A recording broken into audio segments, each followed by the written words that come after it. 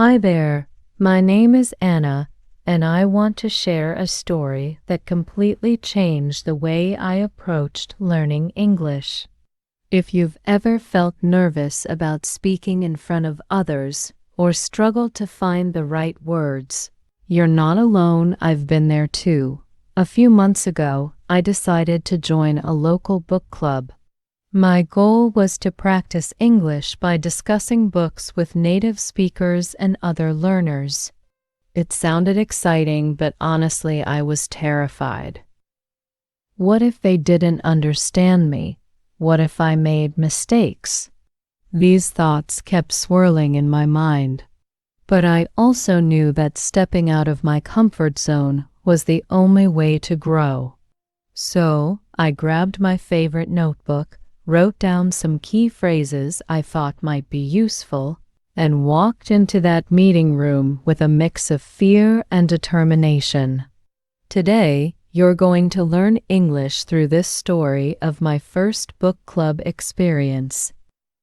Together, we'll explore new words, phrases, and tips that will help you gain confidence in real-life conversations. So, don't forget to turn on the subtitles, follow along, and repeat the phrases we'll practice. Let's dive in. It was a warm evening in early spring. The book club met in a cozy little library tucked away in the heart of the city. As I stepped through the wooden door, the scent of old books and freshly brewed coffee filled the air. Soft murmurs of conversation surrounded me as members gathered around a large round table. I scanned the room nervously, clutching the novel we were supposed to discuss, an English classic called Pride and Prejudice. Most of the members were already seated, flipping through their books or sipping from mugs. They seemed so at ease, chatting with one another like old friends. "Hi, you must be new here." A cheerful woman in her 30s approached me with a warm smile. Her name was Lisa, the group's organizer. "Welcome to the book club. What's your name?" I hesitated for a second, then said, "My name is Anna. This is my first time." Lisa nodded encouragingly. "Don't worry, we're all here to share and learn. Just relax and enjoy the discussion." I took a seat and observed the group as Lisa introduced me. There was Ethan, a friendly college student who seemed full of energy. Margaret, an elderly woman with a gentle voice who loved poetry. And Jake, a quiet but thoughtful man who appeared deeply engaged with the book in front of him.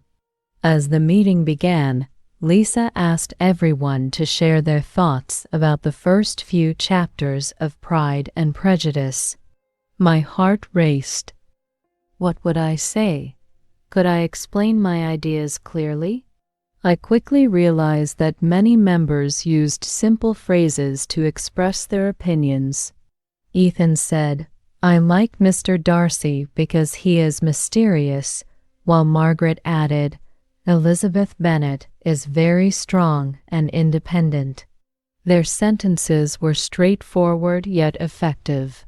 I jotted down useful words and expressions in my notebook, like, because, independent, strong. These seemed practical and easy to remember. Then it was my turn.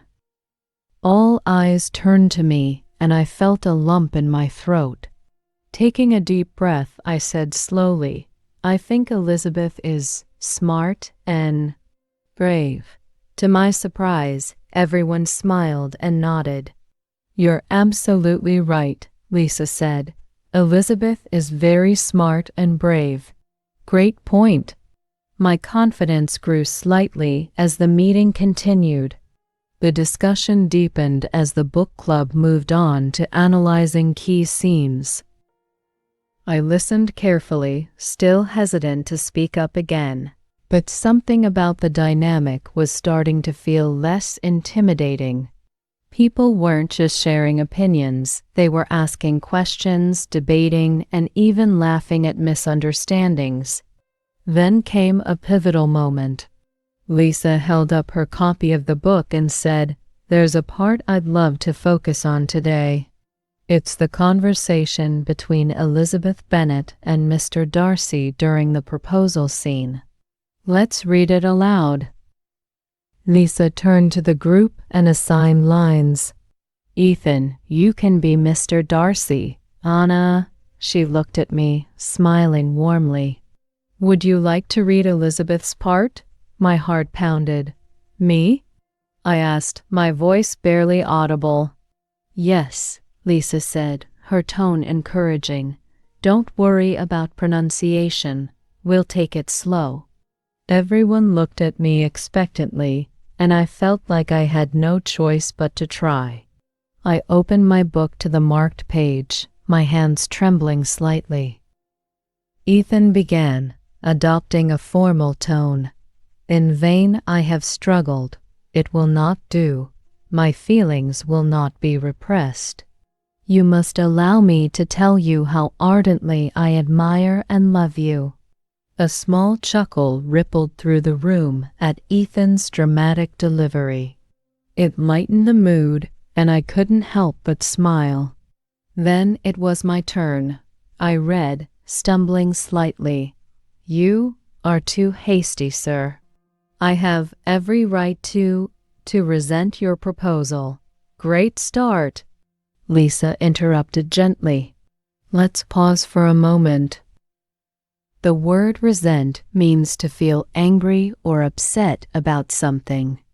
It's pronounced like this: resent. Try it with me." "Resent," I repeated, feeling a bit more confident. "Perfect. Now continue." As we went through the dialogue, Lisa and the group patiently helped me with tricky words and expressions. Phrases like "in vain" and "ardently admire" were explained with simple examples. Lisa said, "If you love something passionately, like chocolate or sunsets, you can say you ardently admire it." Gradually, I started to feel more at ease. The room buzzed with encouragement every time I finished a line. Even when I made mistakes, no one laughed. Instead, they offered kind corrections, like Margaret saying, "It's okay, dear, just try again." By the time we finished the scene, I realized I had read aloud in English for the first time in front of a group. And while it wasn't perfect, it was a breakthrough for me. Lisa clapped her hands together. "Amazing work, everyone. Especially Anna. It's not easy to read aloud in a new language, but you did fantastic." "Yeah, you were great," Ethan added with a thumbs up. "Thank you," I said shyly, but inside I felt proud. The meeting ended with a lively discussion about the themes of pride and prejudice in the story.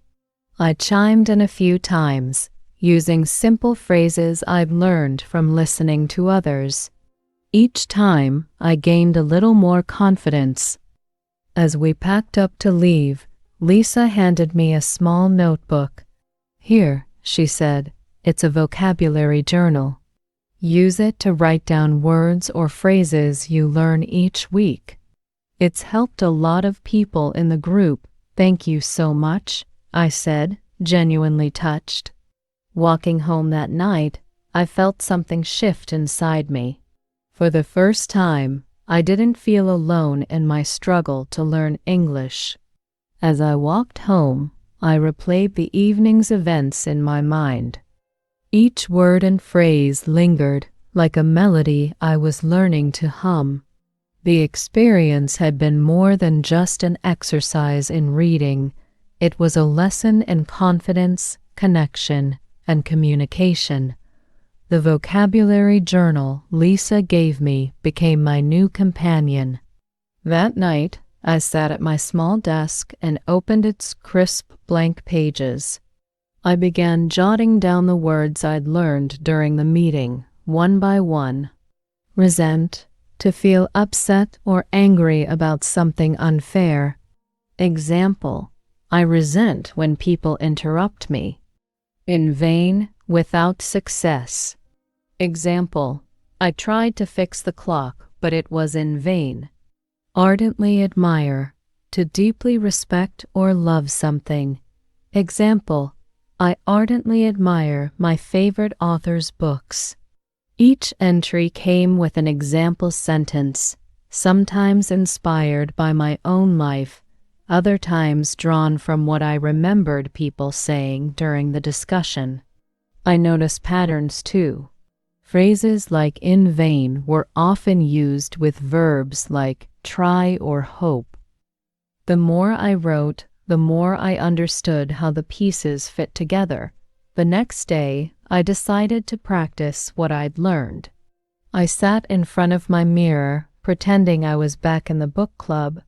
Holding my book like a script, I read aloud the same lines from the proposal scene. In vain I have struggled, I said, imitating Ethan's dramatic tone. I smiled at my reflection. You are too hasty, sir.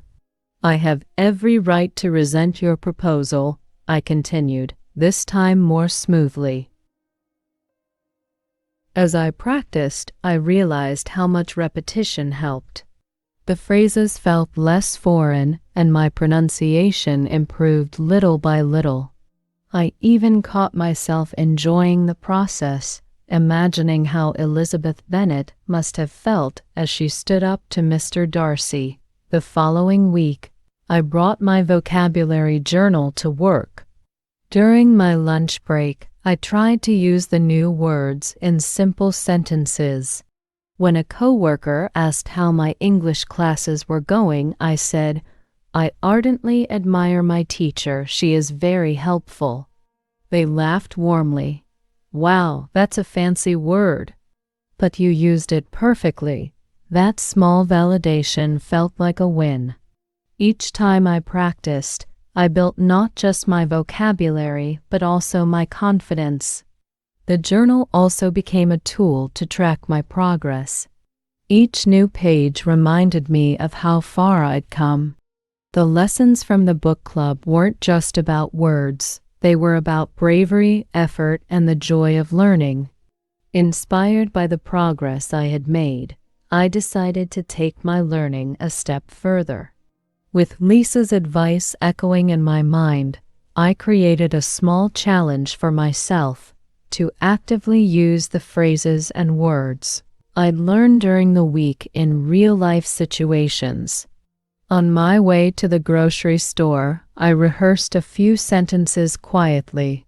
For example, I practiced how I might ask for help finding an item. Excuse me, could you assist me? I've been searching for this in vain. As I stood in front of the bread aisle, I decided to put my practice into action. Spotting a store clerk, I approached nervously. Excuse me, I began, my heart racing slightly. I've been looking for whole grain bread in vain. Could you help me find it? The clerk smiled warmly. Of course. It's just over here. Relief washed over me as I followed them. I'd done it. I'd used a phrase from my journal in a real conversation. That evening, I added a few more notes to my journal. Beside in vain, I wrote, used successfully at the grocery store. The sense of accomplishment was immense, and it made me eager to continue. To make my practice more engaging, I started playing a game with myself. Each day, I set a goal to use at least 3 new expressions in conversation. One evening at the book club, Lisa proposed a similar idea. Why don't we all practice using a phrase from Pride and Prejudice during this week's discussion? We all agreed. For me, it was a golden opportunity to showcase my progress. When it was my turn to speak, I referred to Mr. Darcy's letter, saying he ardently admired Elizabeth, but his pride clouded his actions. The room erupted in smiles.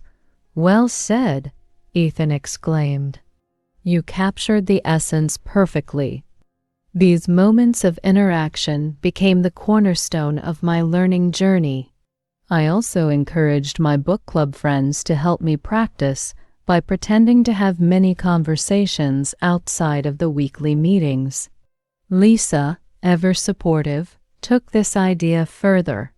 She suggested role-playing scenarios like ordering at a cafe or asking for directions.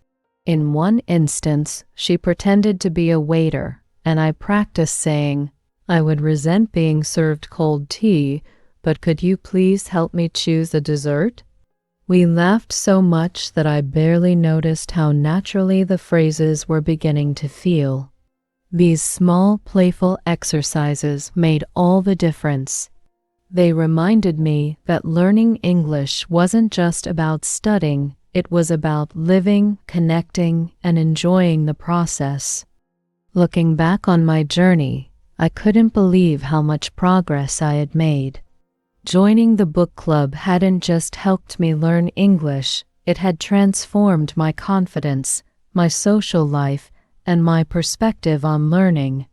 Lisa's advice to connect language with something I loved had been a game changer.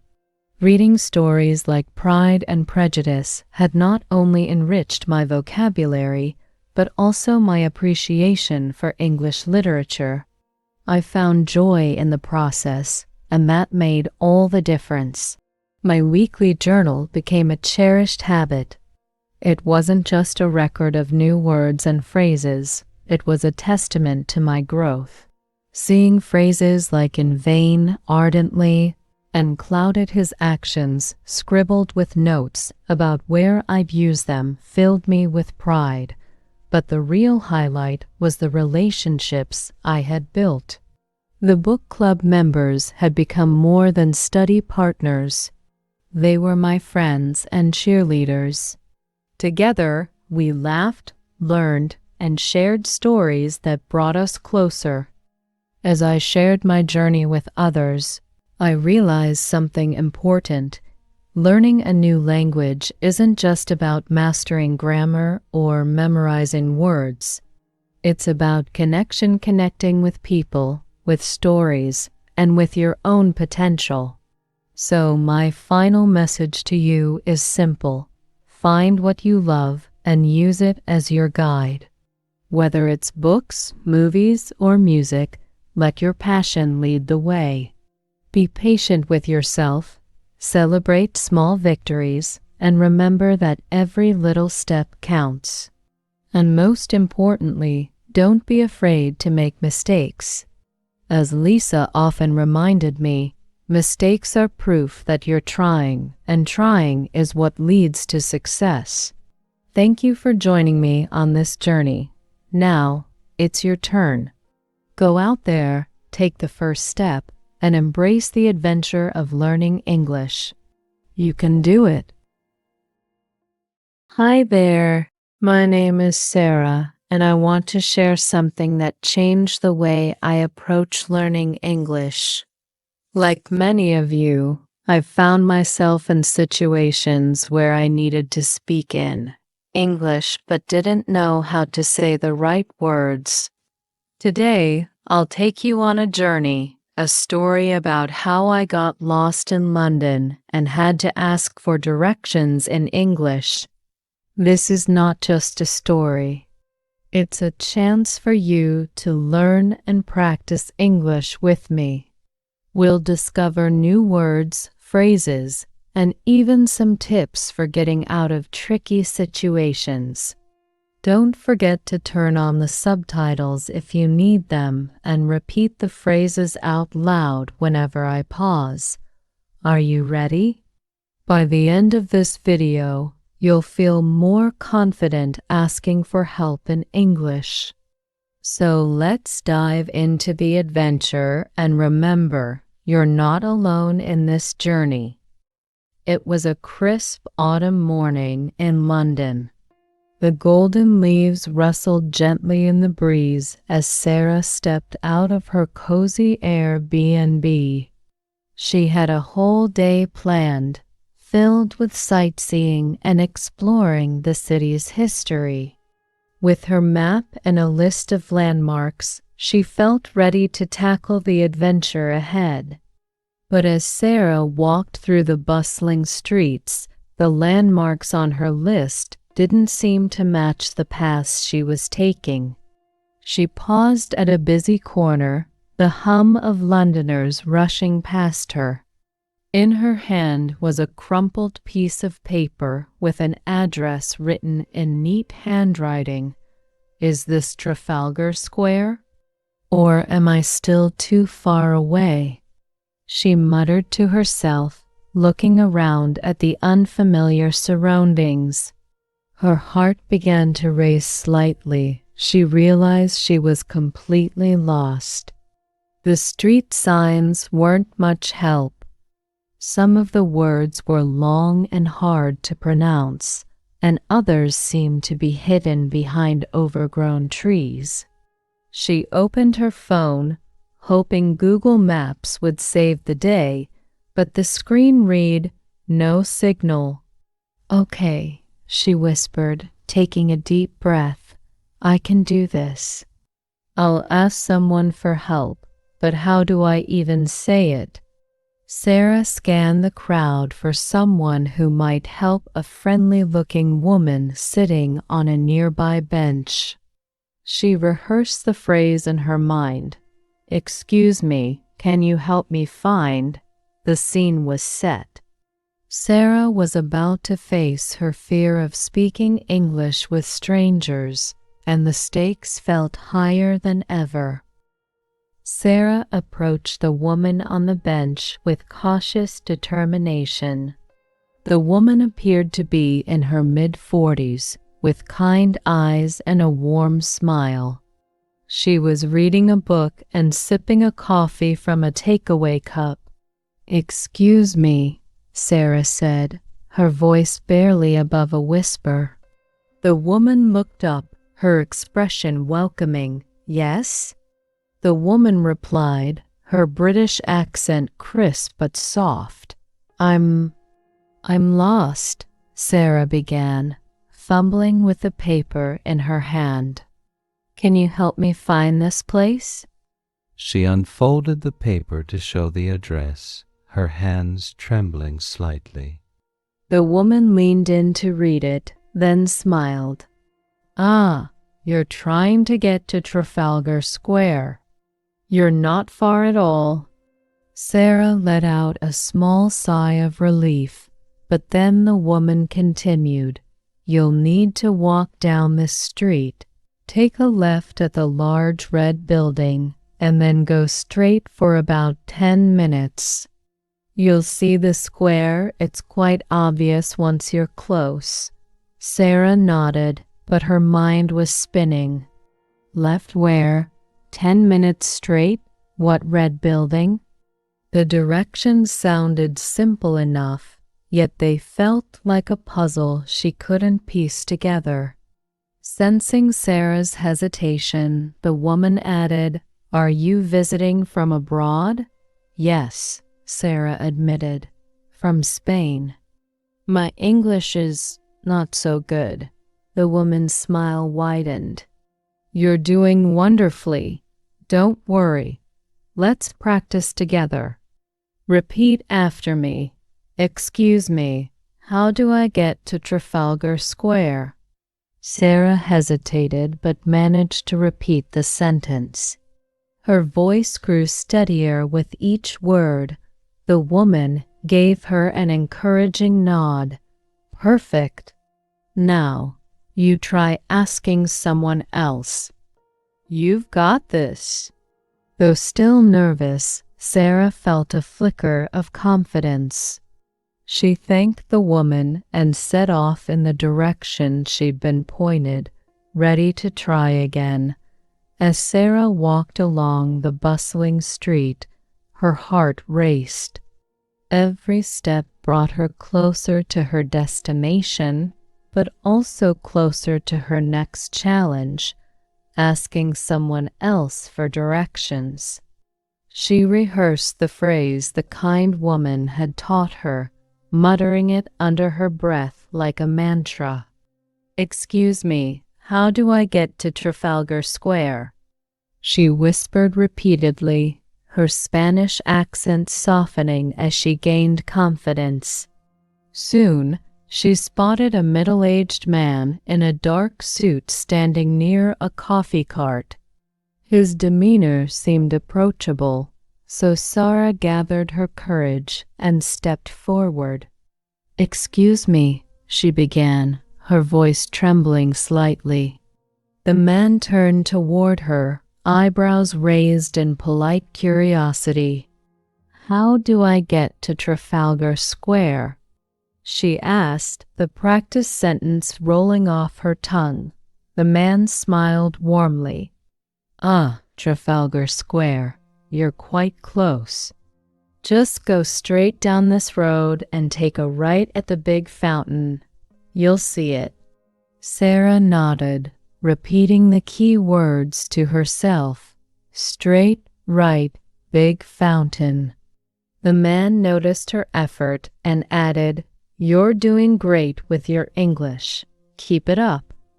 "Thank you," Sarah replied, her cheeks flushing with a mix of pride and relief. As she continued down the road, her steps felt lighter. Each successful interaction was like a small victory, building her confidence piece by piece. Soon, she approached a crossroads and noticed a street musician playing the violin. The soft melody filled the air, drawing a small crowd. Sarah paused, taking in the moment.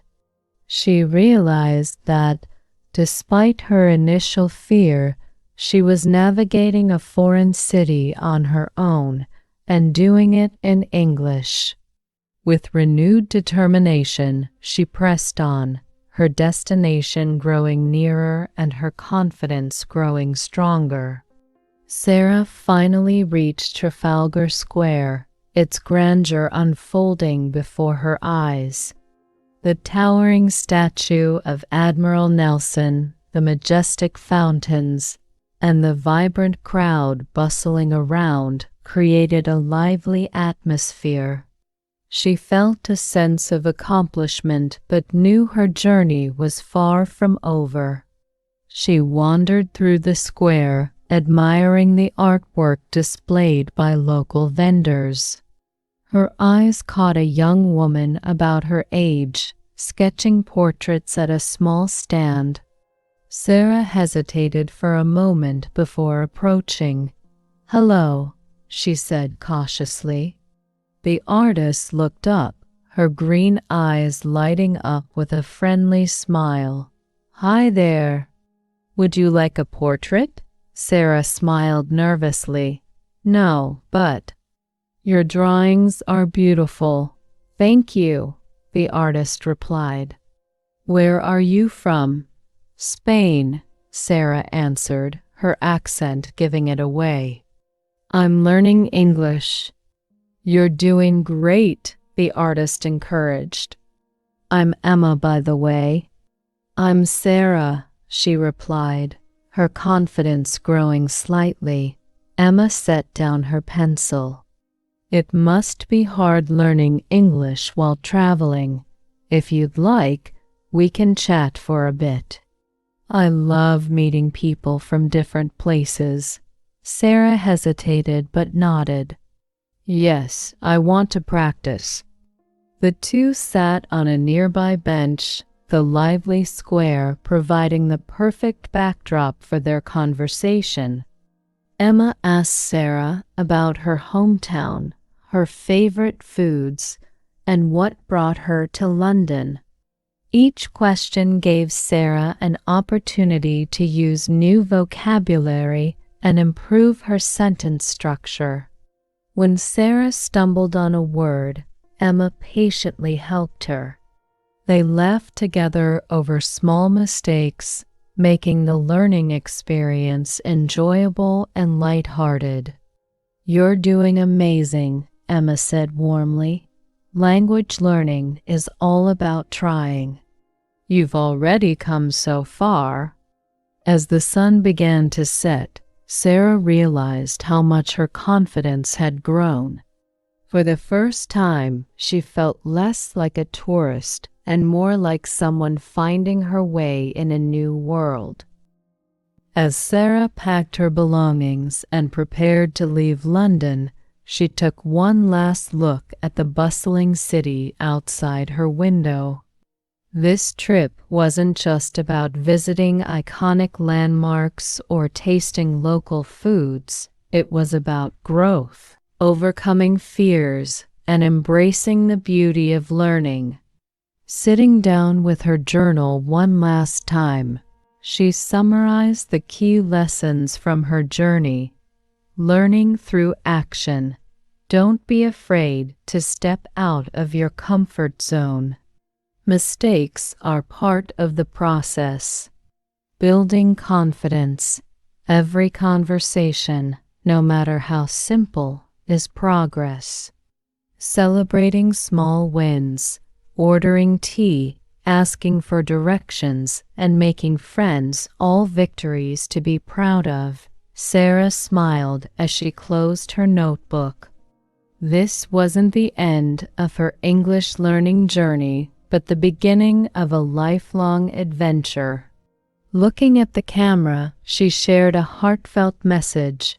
Learning a new language takes courage, patience, and practice. Remember, each small step brings you closer to your goal. Whether you're traveling, talking to friends, or studying at home, keep going. You're doing amazing. Before saying goodbye, Sarah encouraged viewers, if you enjoyed this story, don't forget to like this video, subscribe to the channel, and join me for the next adventure. Together, we'll keep learning, one story at a time. Hello, my name is Amy. When I started learning English, everything was so confusing, but do you know what helped? An emotional story that I'm going to share with you today. Today, you will learn English through a story about love, letters, and learning. Let's practice useful words and important expressions together. Don't forget to turn on the subtitles and repeat the sentences with me in English. This will improve your pronunciation and confidence. The mysterious attic. It was a quiet Saturday afternoon when I decided to tackle the old attic at my grandmother's house. The wooden stairs creaked as I climbed up, and the air was filled with the scent of dust and time. Boxes were stacked everywhere, each one holding memories from the past. As I opened one of the boxes, something caught my eye, a small wooden chest with a rusty lock. I managed to open it, and inside I found a bundle of old letters tied with a faded blue ribbon. The handwriting was elegant, but as I glanced through the first letter, I realized it was written in English. I frowned. This is going to be tough, I thought.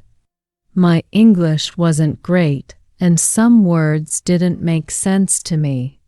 But the letters seemed so personal and heartfelt. Who wrote them? And to whom? That's when I decided to call Ethan, my best friend and a patient English teacher. Ethan, I need your help, I said over the phone. I've found these old letters, but I can't understand everything. Sounds like an adventure, Ethan replied, his voice cheerful. I'll be there in an hour. While waiting for him, I carefully placed the letters back in the box and wondered about the story they held. Ethan arrived right on time, carrying his usual energy and curiosity. He adjusted his glasses as I handed him the first letter. "This handwriting is beautiful," he said. "Let's see what it says." We sat down at the kitchen table with the letter spread out between us. Ethan began reading it aloud. "Dear Elizabeth, I miss you every day. The days feel long without your smile. I hope this letter finds you well and happy. With love, William." Ethan paused and looked at me. "Okay, let's break this down. Do you know the word miss?" I hesitated. "Kind of. It means not being somewhere." "Close," he said with a smile. "In this case, miss means to feel sad because someone is not with you. Like saying, 'I miss my friend.'" I nodded, repeating, "I miss my friend." "Good. Now, how about with love?" he asked. "That's easy," I said, smiling. "It's a way to end a letter with affection, right?" "Exactly. You're getting it." We continued going through the letter, with Ethan explaining more words like hope and find. As I repeated each word and sentence, I felt more confident. "What do you think about this letter?" Ethan asked. "It's sweet," I said, feeling a mix of curiosity and emotion. "It sounds like William cared about Elizabeth a lot."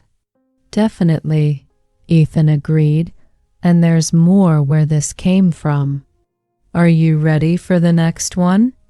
I nodded eagerly, feeling both excited and a little nervous about what we might discover next.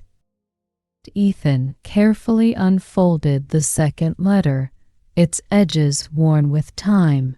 He glanced at me before starting. "This one feels different," he said. "Let's read it."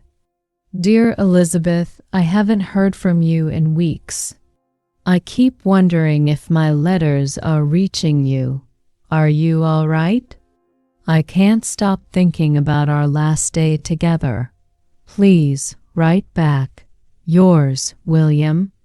Ethan leaned back, his expression thoughtful.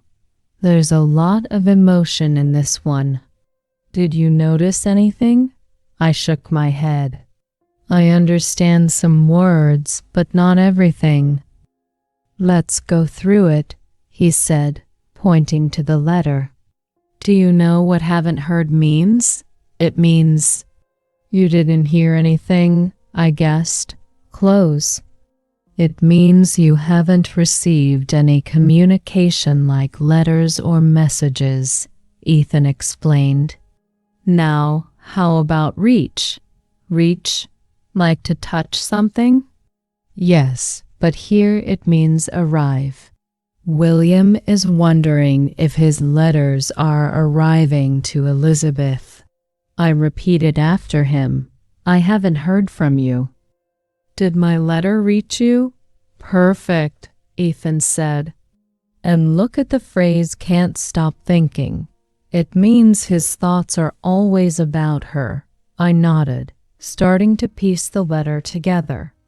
"William is worried. He doesn't know if Elizabeth got his letters."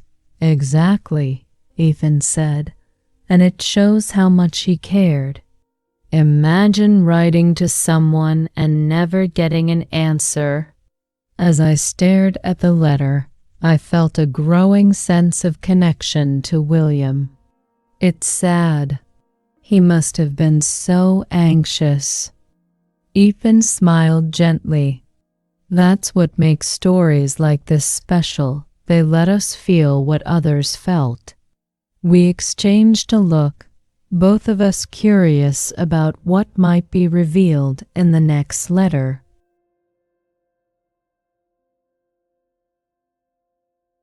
As Ethan and I sat with the letters, I couldn't help but reflect on how much I was learning, not just about William and Elizabeth, but about the language itself. Ethan picked up the first letter again and smiled. "Let's try something new," he said.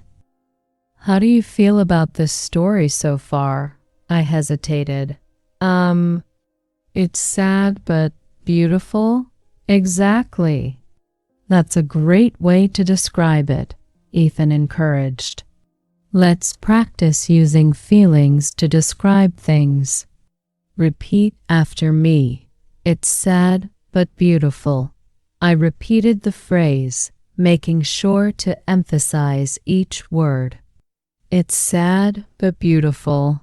Great job. Now let's try another one. How about, it's emotional and interesting?" I followed along, carefully mimicking his pronunciation.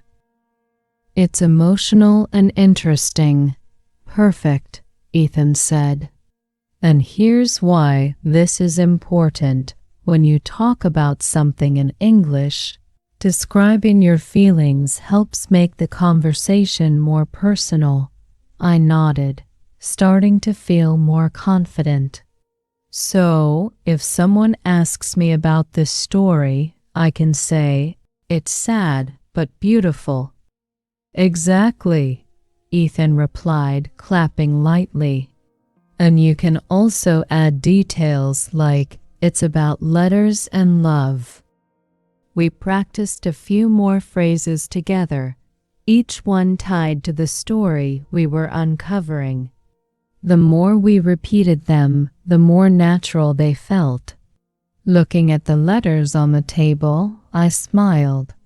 Learning English like this feels easier and kind of fun. Ethan grinned. "That's the idea. Stories aren't just entertaining, they're a great way to learn and connect." As I thought about his words, I realized I was no longer just reading William's letters. I was starting to see English as a way to bring stories to life. After a short break, Ethan picked up a letter that looked different from the others. The edges were torn, and the handwriting seemed shakier. "This one looks like it's been through a lot," he said. As he unfolded it, we noticed something peculiar. It wasn't written by William. "This letter is from Elizabeth," Ethan said, surprised. He began reading aloud. "Dear William, I wanted to write to you, but I was afraid that you wouldn't forgive me for what happened. I hope you know that I still think about you every day. Please believe me when I say you've always been in my heart." Ethan looked up at me. "This changes everything." "What do you think?" I paused, processing the emotions in Elizabeth's words. She was afraid. She didn't know how to say what she felt. "Exactly," Ethan said. "And there are some good phrases here to learn. For example, 'I wanted to write to you.' It shows something she planned or thought about doing in the past." I repeated after him, "I wanted to write to you." "Perfect. Now, what about 'I was afraid'?" "It means she felt scared." I tried it out. "I was afraid." "Great," Ethan said. "And finally, the phrase 'you've always been in my heart.' It's a poetic way to say, 'I've always cared about you.'" I smiled, repeating softly, "You've always been in my heart." As we sat quietly for a moment, I couldn't help but feel the weight of Elizabeth's words. She must have cared about him so much, but she didn't know how to say it, I said. Ethan nodded. "It's a reminder that communication is powerful, even when it feels difficult. That's why learning a language like English can open so many doors. It helps us express ourselves." With that thought, we placed the letter back in the box and prepared to uncover the final piece of their story. The room felt quiet as Ethan and I prepared to read the last letter. It was the smallest one in the bundle, and the paper was yellowed and fragile. As Ethan unfolded it, he gave me an encouraging look. "This is it," he said. "The final piece of the puzzle." He began reading aloud. "Dear William, I don't know if you will ever read this, but I want you to know the truth. I never stopped caring for you. I was afraid of saying the wrong thing, so I said nothing at all. I hope you can forgive me and remember me as someone who loved you deeply. Yours always, Elizabeth." For a moment, neither of us spoke. The weight of Elizabeth's regret hung in the air. She loved him, but she never told him in time, I said softly, my voice filled with emotion. Ethan nodded. "It's a powerful reminder, isn't it? Even if we're not perfect, trying to communicate is better than saying nothing." He turned to me with a gentle smile. "What do you think this story teaches us?" I thought for a moment before answering. "It teaches us to be brave. Even if our words aren't perfect, it's important to try. Just like I'm trying to learn English." Ethan beamed. "Exactly, and you're doing great." Let's look at some key phrases from this letter. First, "I never stopped caring for you." This means someone's feelings remain strong, even over time. I repeated after him, "I never stopped caring for you." Good. Now, how about "I was afraid of saying the wrong thing"? It shows her fear of making mistakes. I tried again. "I was afraid of saying the wrong thing." Perfect, Ethan said. And lastly, "Remember me as someone who loved you deeply." It's a way of asking someone to think about you in a kind and loving way. I repeated softly, "Remember me as someone who loved you deeply." As we placed the last letter back in the box, I felt a mix of sadness and inspiration. William and Elizabeth's story might have been filled with missed opportunities, but it also carried a timeless lesson. "This has been more than just learning English," I said. "It's been about understanding emotions and stories." Ethan smiled warmly. "And that's the best way to learn, by connecting with something real."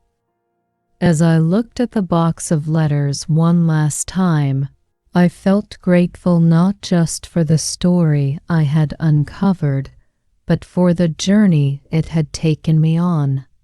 Today, you learned how to ask and explain English words through an exciting story. This is an important step towards understanding new ideas.